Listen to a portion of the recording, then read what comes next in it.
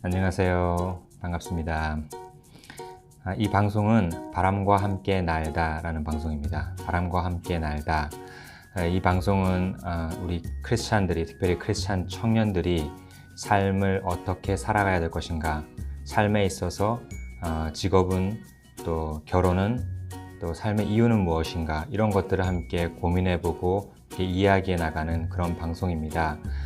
이 방송을 하게 된 계기는요, 제가 20대 때 이런 것들, 이런 질문들에 대해서 고민을 많이 했고, 또 제가 해답을 찾은 것도 있고 찾지 못한 것도 있지만, 그런 고민을 해결해 나가는 과정에서 얻었던 교훈들, 또 우리 성경에 나와 있는 그런 말씀들을 함께 나누고, 또 지금 현재 그런 고민을 하고 계신 우리 청년들, 학생들, 또 신앙인들을 이 방송을 통해서 그분들이 조금이나마 답을 찾을 수 있다면 너무나 좋겠습니다. 신앙에는 저는 개인적으로 한 3가지 정도의 단계가 있다고 생각합니다.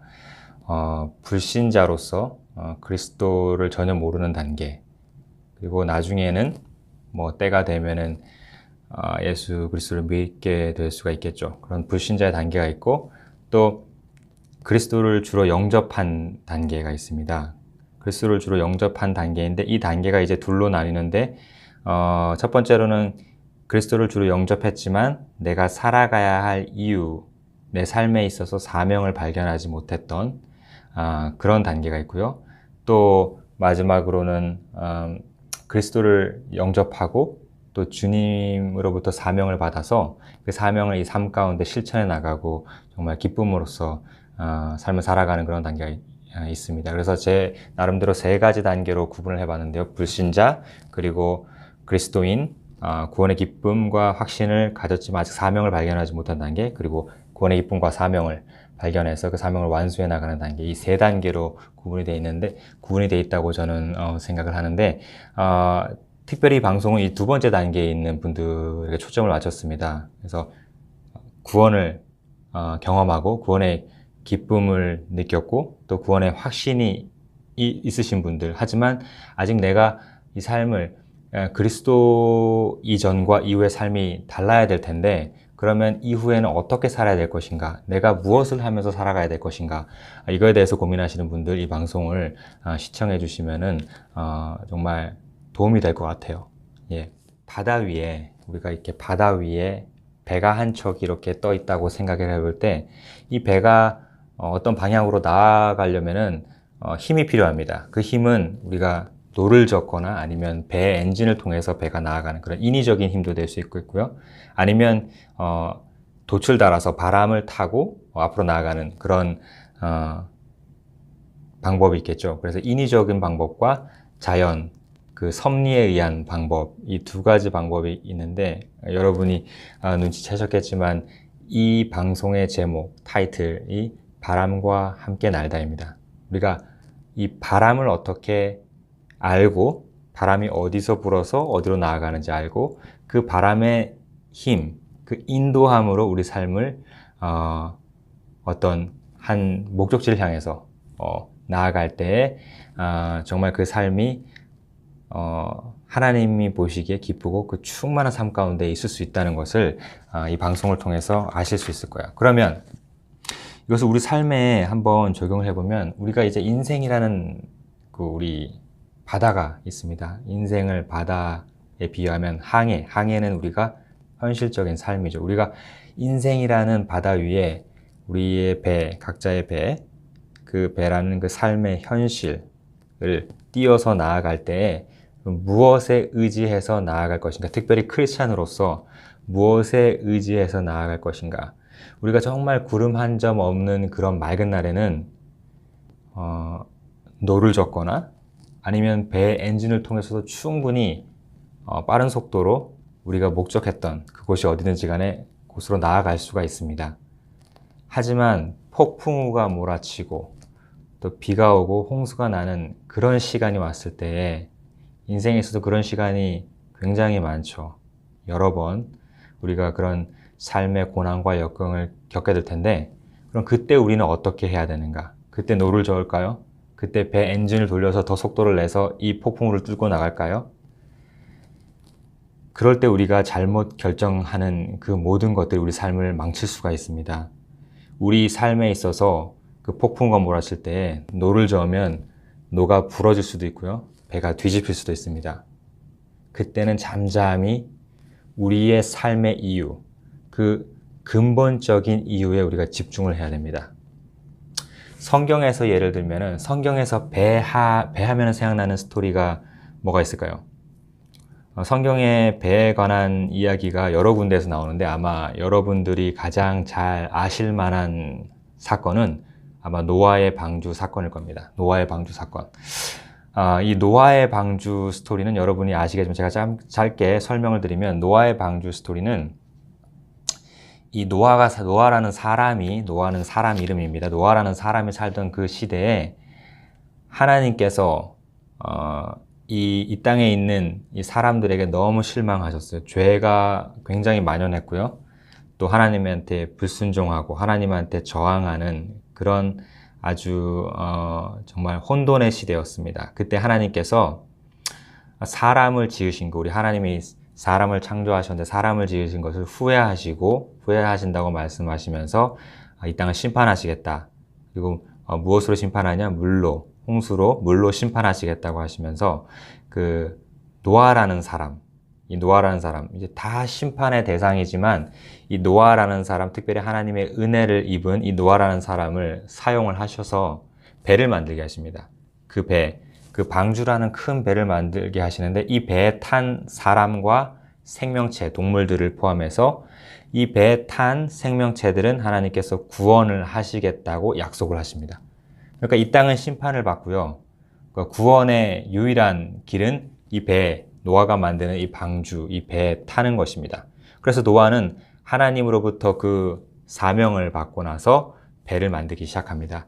이 배가 정확하게 몇 년이 걸려서 만들어졌는지는 성경에 나와 있지는 않아요. 근데 추정하기로는 작게는 70년, 길게는 120년 정도 엄청난 시간을 노력을 들여서 만들어지는 배죠. 굉장히 큰 배일 겁니다.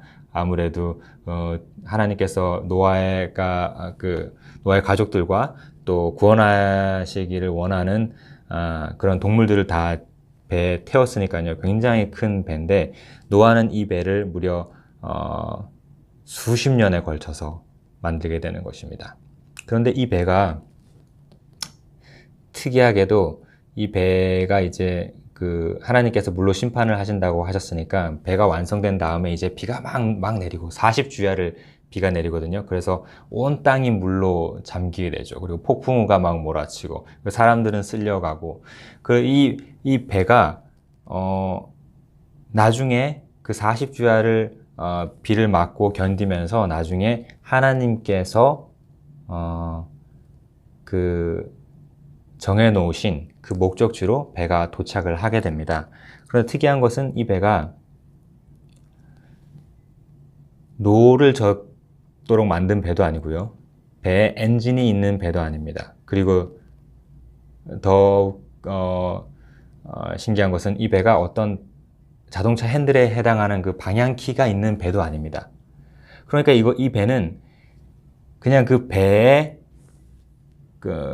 fundamental function, 그러니까 배의 근본적인 기능에 충실한 배예요. 배의 근본적인 기능이 뭡니까? 배하면 배가 뭘 해야 되는 거죠? 배는 떠야 되는 겁니다. 배는 물에 뜨지 않으면 배가 아니죠. 배가 배인 이유는 물에 뜨기 때문에 우리가 그것을 배라고 부르는 것입니다. 그러니까 이 근본적인 이유에 이 충실한 이 배가 엔진도 없고 노젓는 것도 없고 방향키도 없는 이 배가 근본에 충실해서 하게 만들어진 이 배가 목적지로 도달하는 것입니다. 하나님의 섭리 가운데 그렇게 인도가 되어져서 가는 것입니다. 삶에서 한 3가지 정도를 생각해 볼 수가 있을 것 같아요. 첫 번째로는 이 배가 뜨는 것에 이 집중해서 노아의 방주가 폭풍우를 견뎠듯이 우리 삶에 맑은 날은 우리가 별로 그런 걸 못 느끼는데 우리가 어떤 정말 우리 앞에 아무것도 거칠 것이 없고 우리가 승승장구하고 우리가 노력했던 것들이 다 결실로 맺을 때는 우리가 이런 생각을 하지 않습니다. 그러나 폭풍우가 몰아칠 때, 우리 인생에 어려움이 닥칠 때 이 생각을 하게 되죠.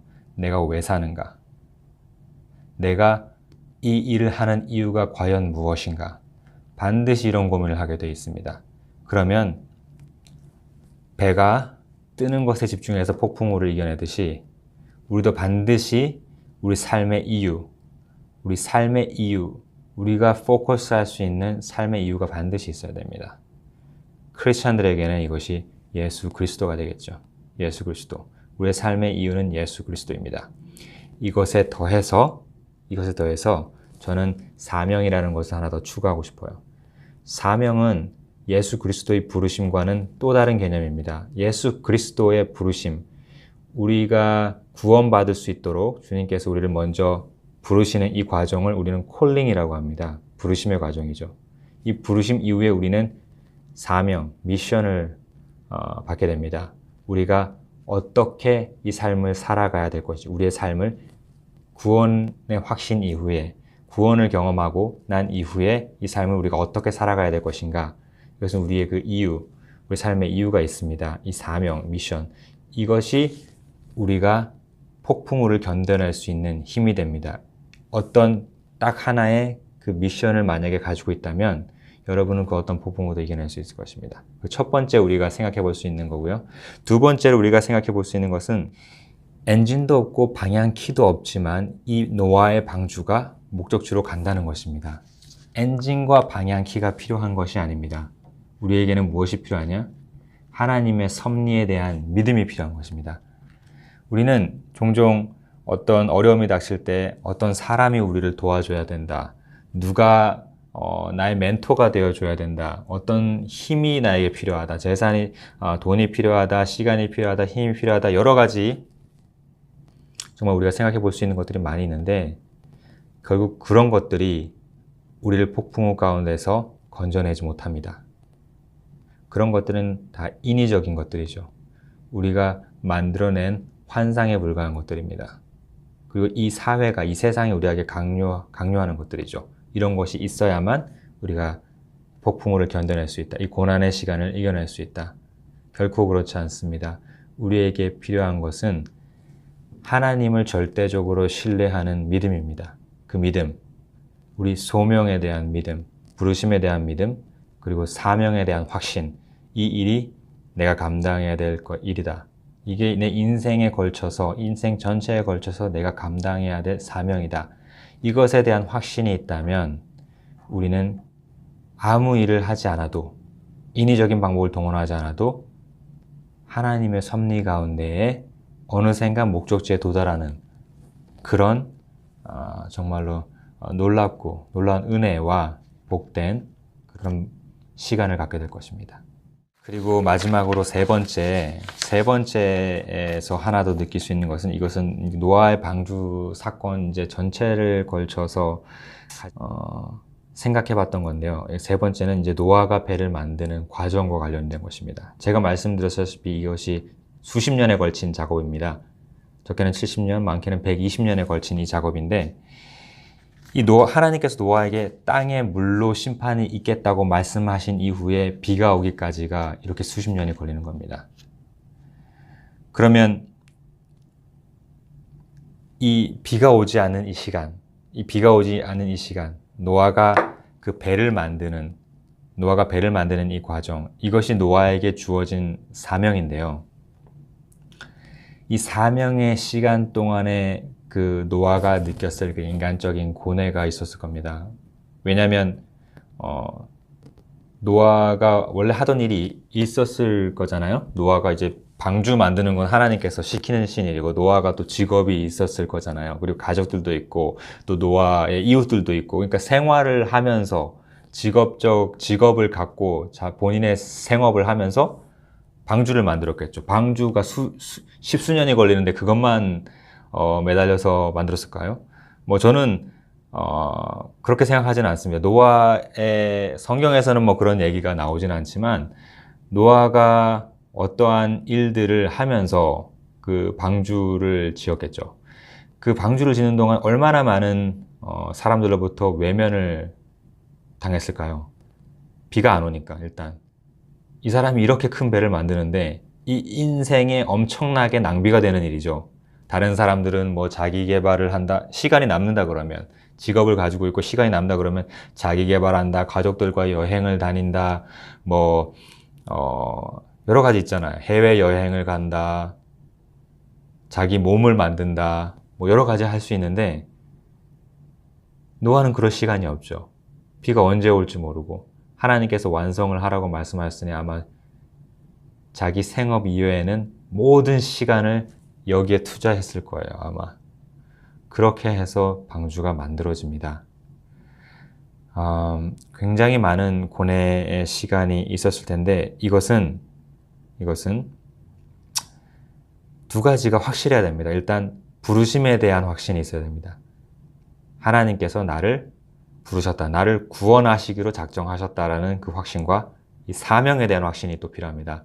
이 배가 반드시 이 땅에 있는 생명들, 자기 가족을 포함해서 하나님께서 구원하시고자 약속하신 그 생명들을 이 배를 통해서 구원하신다라는 확신이 있어야 됩니다. 그러니까 나 자신에 대한 부르심, 나 자신에 대한 구원의 확신이 있어야 되고, 이 사명은 어떤 확신이 있어야 되냐면 이 배를 통한 하나님의 구원의 확신이 있어야 됩니다. 그렇지 않으면은 이 시간을 견뎌낼 수가 없어요. 이 시간은 굉장히 외롭고 고독하고 무조건 어떤 고통과 고난 가운데 있는 시간만은 아닐 거면 하나님께서 십수년에 걸쳐서 이 작업을 하셨기 때문에 노아를 통해서 노아가 낙담하고 돌아가고 싶을 때, 그만두고 싶을 때 하나님께서 찾아오셨겠죠. 찾아오셔서 말씀하시겠죠. 이 일이 얼마나 중요한 일인지 노아에게 한 번 더 리마인드를 해주겠죠. 하지만 그러나 여전히 쉽지 않은 일입니다. 이것에 대한 확신이 있어야 되는 것입니다. 한번 마무리를 해보자면요.